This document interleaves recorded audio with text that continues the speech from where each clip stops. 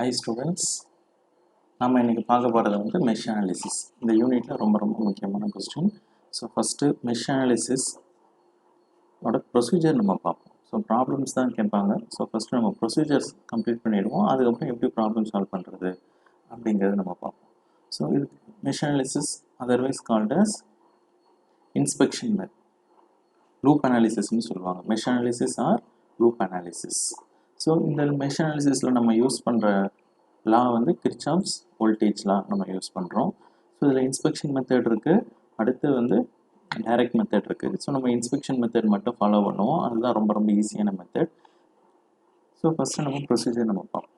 So step 1. So step 1ல் என்ன பண்ணணும் அப்படின்னா, convert current source into voltage source by using source transformation method. So கொடுத்துருக்க சர்க்கியூட்டில் ஏதாச்சும் கரண்ட் சோர்ஸஸ் இருந்துச்சுன்னா அந்த கரண்ட் சோர்ஸஸை வோல்டேஜ் சோர்ஸஸாக நம்ம கன்வெர்ட் பண்ணிடணும். இல்லை சார் கரண்ட் சோர்ஸ் எதுவுமே கிடையாது, வோல்டேஜ் சோர்ஸ் மட்டும்தான் இருக்குது அப்படின்னா எந்த விதமான பிரச்சனைகளும் ஸ்டெப் 1 நமக்கு தேவைப்படாது. ஸோ ஃபார் எக்ஸாம்பிள் இந்த சர்க்கியூட் நம்ம எடுத்திருக்கோம். ஸோ இந்த சர்க்கியூட்டில் பார்த்தோம்னா ஒரு 2 வோல்டேஜ் சோர்ஸ் இருக்குது, 3 ரெசிஸ்டன்சஸ் தான் இருக்குது. ஸோ கரண்ட் சோர்ஸஸே இல்லை. ஸோ இந்த கரண்ட் சோர்ஸை வோல்டேஜ் சோர்ஸாக கன்வெர்ட் பண்ணணும் அப்படிங்கிற அவசியம் நமக்கு இங்கே கிடையாது. இன்கேஸ் கரண்ட் சோர்ஸ் இருந்துச்சுன்னா அந்த கரண்ட் சோர்ஸஸை வோல்டேஜ் சோர்ஸாக கன்வெர்ட் பண்ணணும். ஸோ அடுத்து ஸ்டெப் 2. ஸோ ஸ்டெப் 2ல் என்ன பண்ணணும் அப்படின்னா, மெஷ் மேட்ரிக்ஸ் நம்ம ஃபார்ம் பண்ணணும்.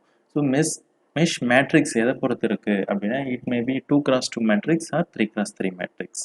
ஸோ நம்ம கொடுத்துருக்க சர்க்கியூட்டில் வந்து 2 மெஷ் இருந்துச்சு, இல்லை 2 லூப் இருக்குது அப்படின்னா 2x2 மேட்ரிக்ஸ் வரும். இல்லை 3 லூப் இருக்குது அப்படின்னா 3 லூப் இருக்குது அப்படின்னா we will be using 3x3 matrix. So நம்ம எக்ஸாம்பிளில் வந்து 2 மெஷ் தான் இருக்குது. So first mesh or first லூப்புங்கிறது எது அப்படின்னா V1 R1 R2. அடுத்து செகண்ட் லூப் வந்து R2 R3 V2. So 2 loop மட்டும்தான் இருக்குது. So I am using 2x2 matrix. So இந்த மேட்ரிக்ஸில் என்னென்ன இருக்குது அப்படின்னு பார்த்தோம்னா, ஃபஸ்ட்டு வந்து ரெசிஸ்டன்ஸ் மேட்ரிக்ஸ் வரும், அடுத்து கரண்ட் மேட்ரிக்ஸ் I1 I2, அடுத்து voltage matrix V1 V2. So இந்த மேட்ரிக்ஸில் உள்ள காம்பனன்ட்ஸை பற்றி ஒவ்வொன்றா நம்ம டீட்டெயிலாக பார்ப்போம்.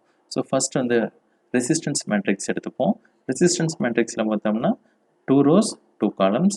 ஸோ என்னென்ன ரெசிஸ்டன்ஸ் வேல்யூஸ் இருக்குது அப்படின்னு பார்த்தோம்னா R11 R12 R21 R22. So 4 element வந்து நம்ம இதில் இந்த மேட்ரிக்ஸில் நம்ம ஃபில் பண்ணி ஆகணும். ஸோ ஃபஸ்ட்டு R11 அப்படின்னா என்ன அப்படின்னு பார்ப்போம். ஸோ R11 அப்படின்னா என்ன அப்படின்னா, ஃபஸ்ட்டு லூப்பில் உள்ள எல்லா ரெசிஸ்டன்ஸையும் நம்ம ஆட் பண்ணி எழுதிக்கணும்.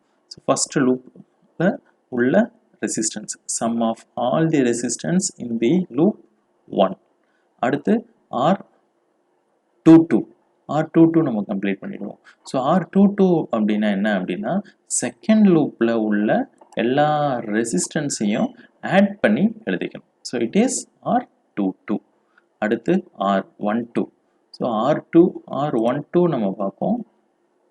ஸோ R12 அப்படிங்கிறது என்ன அப்படின்னா, ஸோ ஃபஸ்ட்டு லூப்புக்கும் 1 refers to first loop and 2 refers to second loop. So first லூப்புக்கும் செகண்ட் லூப்புக்கும் காமனாக உள்ள ரெசிஸ்டன்ஸ் எல்லாம் ஆட் பண்ணி எழுதணும், கூட ஒரு மைனஸ் நம்ம ஆட் பண்ணிக்கணும்.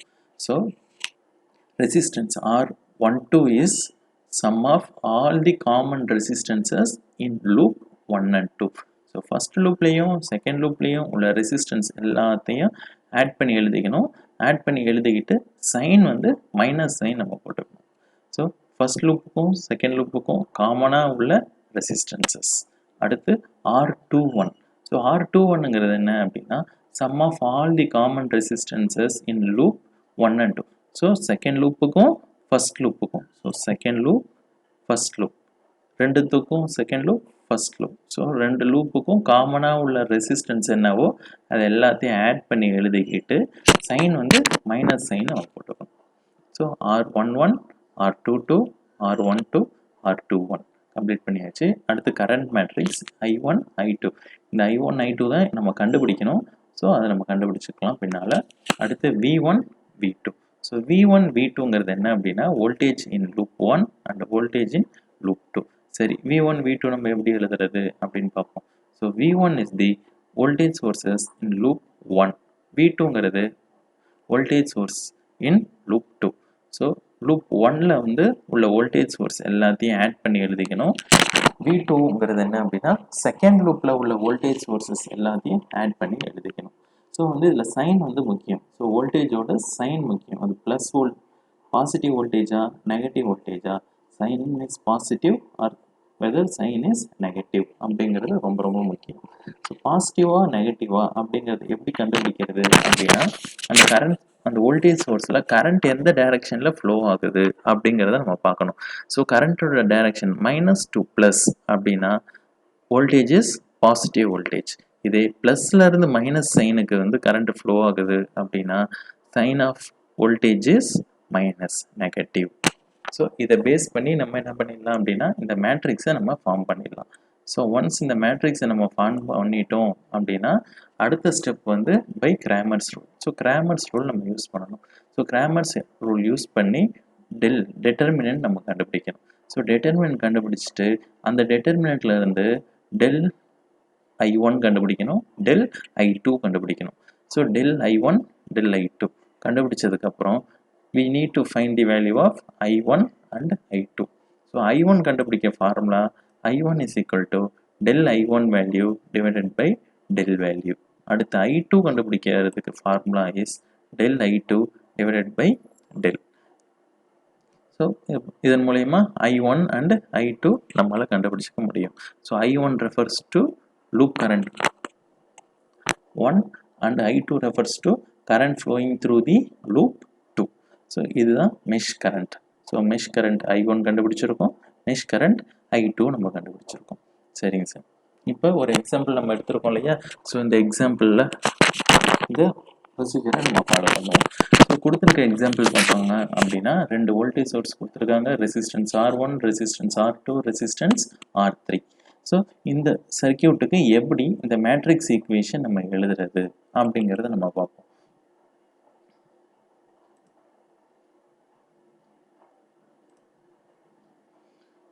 ஸோ இதில் 2 லூப் இருக்குது. ஸோ ஃபஸ்ட்டு லூப் வந்து V1 R1 R2, second loop வந்து R2 R3 V2.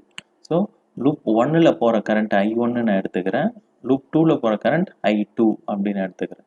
So 2 loop மட்டும் இருக்கிறதுனால 2x2 மேட்ரிக்ஸ் தான் நம்ம ஃபாலோ பண்ண போகிறோம். ஸோ ஃபஸ்ட்டு இப்போ நம்ம என்ன பண்ணுவோம் அப்படின்னா R11 நம்ம கண்டுபிடிப்போம். So R11 is nothing but sum of resistance in loop 1.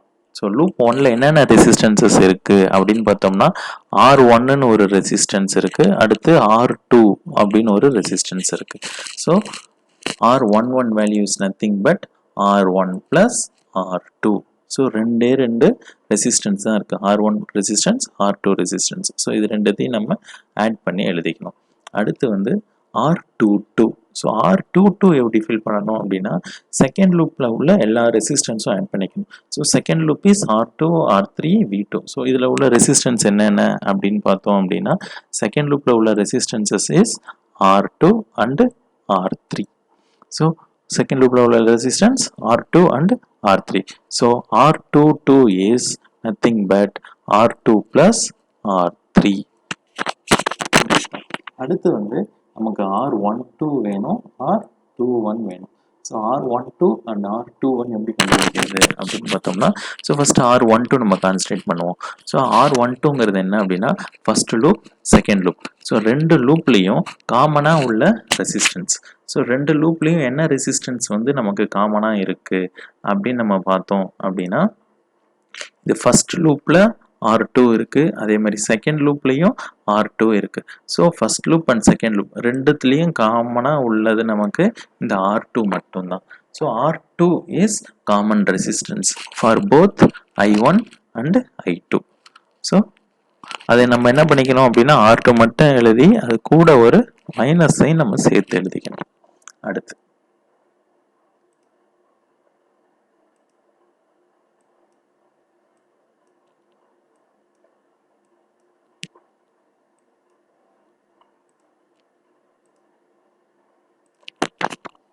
So next நம்ம பார்க்க போகிறது வந்து R21 எப்படி ஃபில் பண்ணுறது, how to fill R21. So R21 is common resistance for both loop 1 and 2. So loop 1க்கும் 2க்கும் காமனாக உள்ள ரெசிஸ்டன்ஸ் இஸ் R2. R2 மட்டும்தான் இருக்குது. ஸோ R2 மட்டும் நம்ம எழுதி அது கூட என்ன பண்ணிக்கணும்னா ஒரு மைனஸ் நம்ம போட்டுக்கணும். ஸோ இதுதான் என்னென்னா ரெசிஸ்டன்ஸ் மேட்ரிக்ஸ். அடுத்து வந்து கரண்ட் மேட்ரிக்ஸ் I1 I2 நம்ம எழுதிடுவோம். அடுத்து வந்து voltage matrix. So V1 V2 இந்த V1 V2வை நம்ம ஃபில் பண்ணணும். ஸோ V1 V2 எப்படி ஃபில் பண்ணுறது அப்படிங்கிறத நம்ம பார்ப்போம். ஸோ V1ங்கிறது வந்து லூப் 1ல் உள்ள வோல்டேஜ். எத்தனை வோல்டேஜ் இருக்கோ அந்த வோல்டேஜில் நம்ம ஆட் பண்ணிக்கணும். சைன் வந்து கரண்ட் வந்து ப்ளஸ்லேருந்து மைனஸ் போகுதா இல்லை மைனஸ்லேருந்து ப்ளஸ் போகுதாங்கிறத பொறுத்து இருக்குது. ஸோ நம்ம எடுத்துருக்க எக்ஸாம்பிளில் பார்த்தோம்னா ஒரே ஒரு வோல்டேஜ் சோர்ஸ் V1 மட்டும்தான் இருக்குது. இந்த V1ல் கரண்ட் எப்படி போகுது அப்படின்னு பார்த்தோம்னா ஸோ I1 கரண்ட் ஃப்ளோ ஆகுது. I1 கரண்ட் வந்து கிளாக் வைஸில் இந்த டைரக்ஷனில் வந்து அதாவது மைனஸ்லேருந்து ப்ளஸ்ஸுக்கு கரண்ட் ஃப்ளோ ஆகுது. So minus to plus, so minus to plus, so minus to plus, so minus to plus current flow ஆச்சுன்னா வோல்டேஜ் இஸ் பாசிட்டிவ். ஸோ நம்ம இங்கே பண்ண போகிறது வந்து ப்ளஸ் V1. நமக்கு என்ன வேணும்னா ப்ளஸ் V1 வோல்டேஜ் நம்ம எழுதிக்கணும். அடுத்து வந்து V2 வோல்டேஜ் நம்ம பார்க்கணும். ஸோ V2 வோல்டேஜ் எப்படி சார் கண்டுபிடிக்கிறது அப்படின்னு பார்த்தோம்னா லூப் 2. ஸோ லூப் 2ல் உள்ள வோல்டேஜ். ஸோ லூப் 2ல் எத்தனை வோல்டேஜ் சோர்ஸஸ் இருக்குது அப்படின்னு பார்த்தோம்னா ஒரே ஒரு வோல்டேஜ் சோர்ஸ் தான் இருக்குது. அது என்னன்னா V2. ஸோ இந்த V2ல் கரண்ட் வந்து என்ன டைரக்ஷனில் ஃப்ளோ ஆகுது அப்படின்னு பார்ப்போம். ஸோ V2ல் கரண்ட் வந்து I2 கரண்ட் ஃப்ளோ ஆகுது, அதாவது கிளாக் வைஸில். ஸோ கரண்ட் டைரக்ஷன் பார்த்தோம்னா ப்ளஸ் டு மைனஸ். ஸோ ப்ளஸ்லேருந்து மைனஸ் ஃப்ளோ ஆகுது. ஸோ ப்ளஸ் டு மைனஸ் அப்படின்னு பார்த்தோம்னா ப்ளஸ்லேருந்து மைனஸ் கரண்ட் ஃப்ளோ ஆச்சு அப்படின்னா voltage is negative. So V2 sign வந்து மைனஸ் போட்டுக்கணும். So minus V2. So this is the mesh matrix. So இந்த மெஷ் மேட்ரிக்ஸை வச்சுக்கிட்டு நம்ம என்ன பண்ணோம்னா டிட்டர்மினண்ட்டை ஃபார்ம் பண்ணி டிட்டர்மினண்ட்ல இருந்து டெல் I1 டெல் I2 அதுக்கப்புறம் I1 I2 நம்ம கண்டுபிடிச்சிக்கணும். So this is the procedure to solve the problems based on mesh analysis. So இந்த மெஷ் அனாலிசிஸ் வந்து நமக்கு பார்த்தோம்னா 8 மார்க் ப்ராப்ளம்ஸ் கேட்பாங்க, 13 மார்க் ப்ராப்ளம்ஸ் கேட்பாங்க. ஸோ இந்த ப்ரொசீஜர் வந்து நம்ம கொஞ்சம் தெளிவாக இருந்தோம் அப்படின்னா நம்ம அந்த ப்ராப்ளம்ஸ் வந்து ரொம்ப சிம்பிளாக ஈஸியாக நம்ம சால்வ் பண்ணிடலாம். ஸோ அடுத்த கிளாஸ் நம்ம என்ன பார்ப்போம் அப்படின்னா இந்த டிட்டர்மினன்ட் வேல்யூ இருக்கு இல்லையா, இந்த டிட்டர்மினன்ட் வேல்யூவை எப்படி நம்ம கால்குலேட்டரில் யூஸ் பண்ணுறது, ரொம்ப சிம்பிளாக கண்டுபிடிக்கிறது அப்படிங்கிறது நம்ம அடுத்த வீடியோவில் நம்ம பார்ப்போம். Thank you students.